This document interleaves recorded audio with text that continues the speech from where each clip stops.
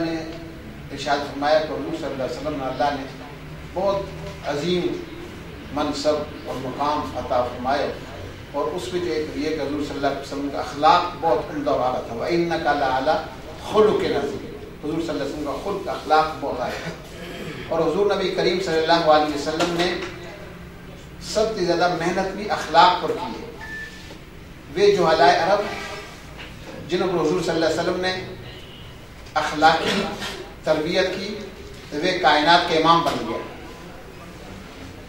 اور حضور نبی کریم صلی اللہ علیہ وسلم نے فرمایا کہ تمام اچھا میں جو اچھا وہ ہیں جہاں کا اخلاق اچھا ہے، اور فرمایا قیامت والا دن اللہ تعالیٰ اعمال کو وزن کرائے گا، اعمال تولا جائیں گے، تھرا نامہ اعمال بھی سب سے زیادہ جو وزنی عمل کر ہو جائے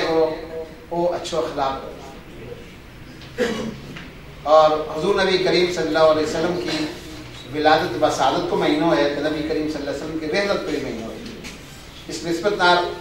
یہ گل عرض کرنی ضروری ہے کہ ہمارا نبی حضرت محمد صلی اللہ علیہ وسلم کو ہمارے اوپر حق یہ ہے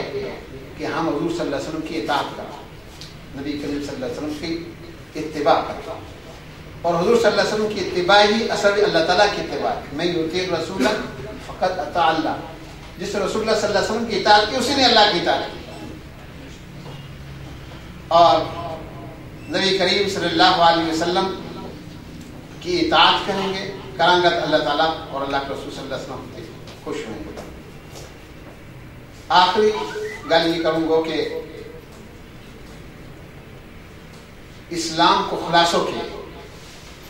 حضرت مولانا احمد لاہوری رحمۃ اللہ علیہ بہت بڑا عالم بزرگ گزرے ہیں لاہور میں، ان کو جنازہ اتنا بڑا تھا کہ لاہور کی تاریخ میں بڑا کسی جنازہ نہیں تھا، 6 مہینے تک اللہ حضرت احمد لاہوری رحمۃ اللہ علیہ بھی اپنی برادری کا تھا، 6 مہینے تک ان کی قبر پر خوشبو آتی تھی، قبر کی مٹی سے خوشبو آتی تھی۔ سفر کر رہا تھا تو پلیٹ فارم پر کھڑا تھا، تو ایک پیر انہوں نے اپنا قدم مبارک ریل گاڑی کا پائدان پر رکھ چھوڑے تھے، تو ایک قدم انہوں کو پلیٹ فارم پر تھا۔ اس حالت میں ایک آدمی نے سوال کیا کہ حضرت اسلام کو خلاصو کیا، اسلام کو خلاصو کیا۔ حضرت نے فرمایا کہ اسلام کو خلاصو جو ہے کہ اللہ نے راضی کرو عبادت نہ،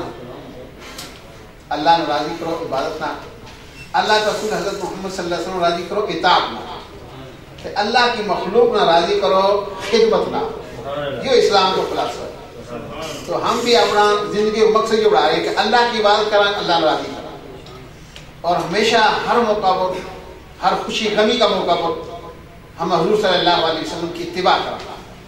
اگر ہم رسول اللہ صلی اللہ علیہ وسلم کی اتباع کریں گے تو اللہ کا محبوب بن جائیں گا۔ قل ان کنتم تحبون اللہ فاتبعونی یحببکم اللہ، جو آدمی حضور صلی اللہ علیہ وسلم کی اتباع کرے گا اللہ اس کا محبت کرے گا۔ اور پھر یہ ہے کہ اللہ کی مخلوق کی خدمت، الخلق عیال اللہ، اللہ کی مخلوق اللہ کا کنبہ ہے، جو اللہ کی کنبہ کی خدمت کرے گا اللہ سے کتنا خوش ہوگا۔